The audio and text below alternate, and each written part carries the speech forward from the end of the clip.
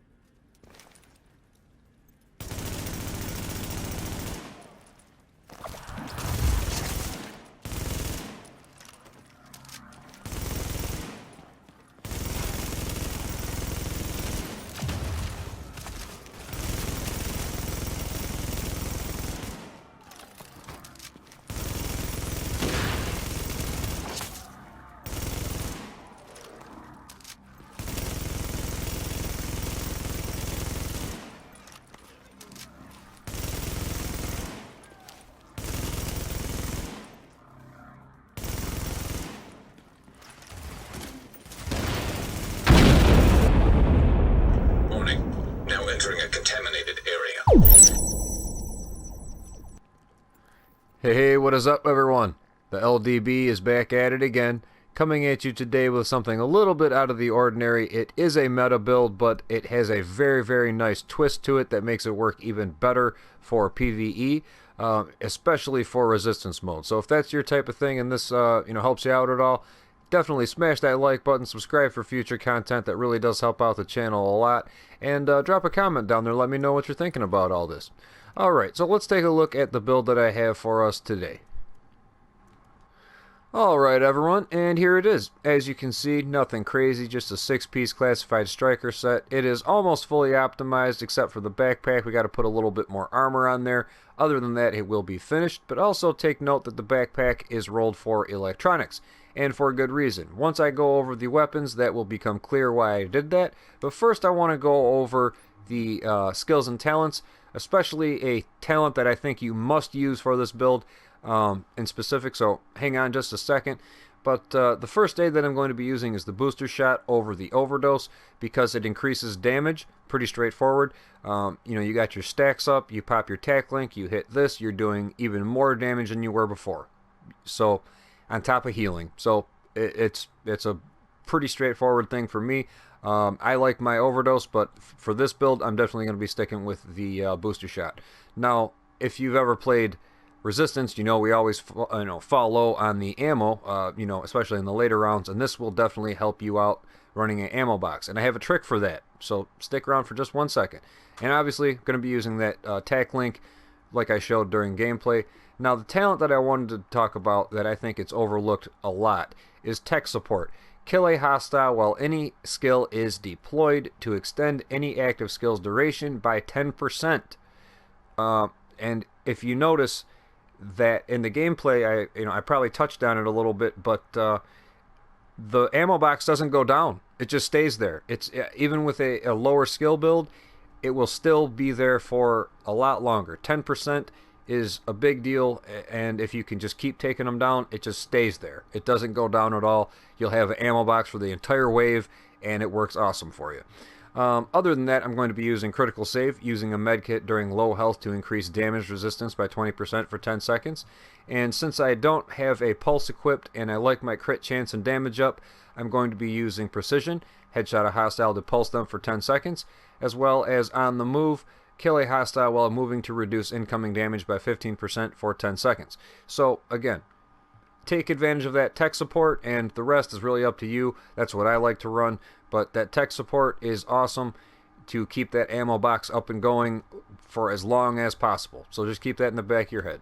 Now let's take a look at the actual weapons, because that will, I think make you understand a little bit more why I rolled for electronics.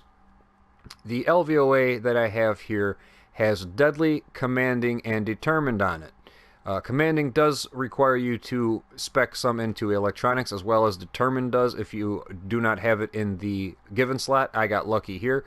But Commanding, every kill performed while the signature skill is active extends its duration by 20%. That's huge. That's huge. Especially when you got your stacks up, you're putting out so much damage. The tack link's going. It's just, you're putting them down so fast, it's amazing. And you keep getting that 20% push every single time, as well as Determined working in the background. Killing a target reduces all skill cooldowns by 7.5%. Now that does include your signature skill. If you notice during the gameplay, my tack link will go down and I'll already be at 60, 70, 80% cooldown, because this is working in the background while I'm killing people with the signature skill.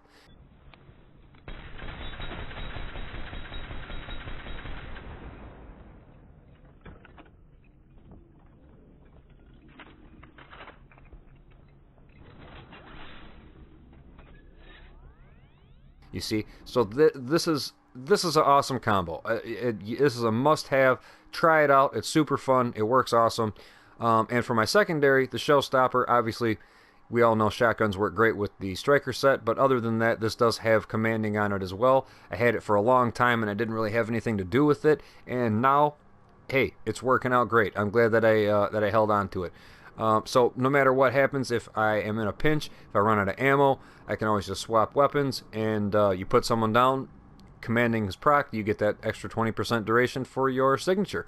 So pretty straightforward on the weapons there. It's working out great for me. The only thing I could think that would be better as far as weapons wise would be a LMG with commanding and determined, just because of the mag size.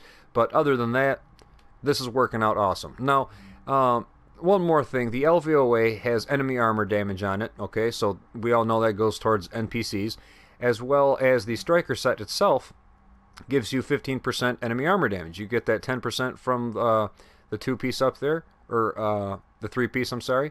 And we have 5% from the 5-piece bonus here. So yeah, we'll see what that looks like here in just a moment when I go to the character sheet. But first, let's go over all these gear pieces really quickly, and I'll go to the character sheet, show you where all the magic happens there. The chest piece here is rolled for stamina with health, exotic damage, resilience, and ammo capacity. We have 2 stamina with health mods on there. The mask is also rolled for stamina with 4% crit chance and burn resistance. And it has stamina with 1% crit hit chance on there. I just used that mainly because it made my firearms number jump up a little bit with that extra 1% crit chance. And when the firearms number jumps up, then, well, that's always a plus for me. So either way, moving on to the knee pads, they are rolled for firearms with crit damage, shock, burn, and bleed resistance. Look at that. I mean, that's pretty much perfect right there, right? I mean, you got all 3, the main things that I worry about, at least, the shock, burn, and bleed, all on one thing. Works out awesome. I love it. Got really lucky with those. The mods is a firearms with health mod, as well as a 5% first aid self-heal. The holster, obviously we got 1401s across the board with that 4% crit chance on there. And this has 5.5% first aid self-heal on that. Now the gloves are rolled for firearms with crit chance, damage, and assault rifle damage. This is awesome. I also have this secondary pair of gloves here that is pretty much the same thing, except it's SMG damage. So no matter what I'm using, I can just kind of swap back and forth between the two, and I'm doing pretty good. But get that assault rifle damage up, so the enemy armor damage is up, and it multiplies. It works out really nice. Now the backpack here, we have rolled for electronics with health and bleed resistance, and this has a firearms with health mod on there and 2 first aid self-heal mods on there as well. So when you hit your heals, it's going to heal you up pretty good.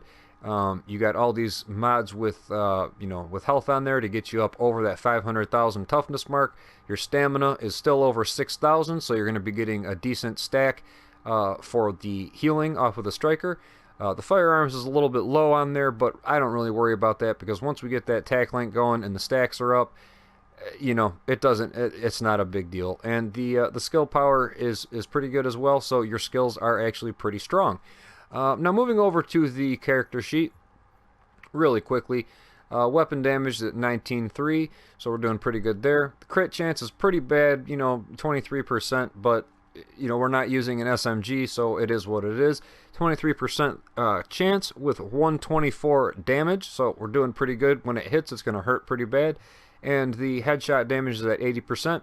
We got that 30% stability from the gear set itself, as well as the 12% assault rifle damage up that we got from the gloves there.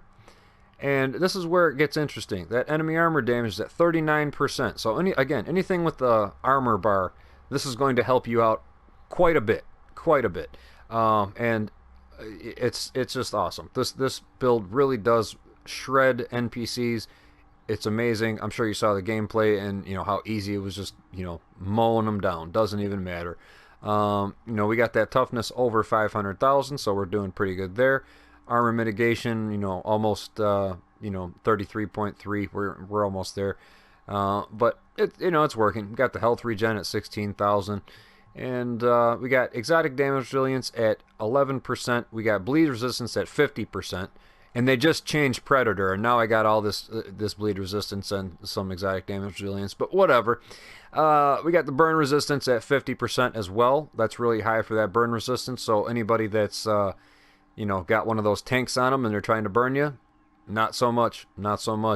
And we also have 33% shock resistance, so hey, pretty straightforward. got our bases covered pretty nice with this build, I think, and it has been working out great for me. I really encourage you guys to try it out for yourself, and hopefully it works out for you. So again, if you found this helpful or enjoyed this video at all, smash that like button, subscribe for future content. That really does help out the channel a lot. And leave a comment down there. Let me know what you're thinking about this, if you've been using it, if it's something new to you or whatever. But regardless, just a little bit of feedback would always be good. So until next time, guys, I hope you take it easy. I will see you then. Later.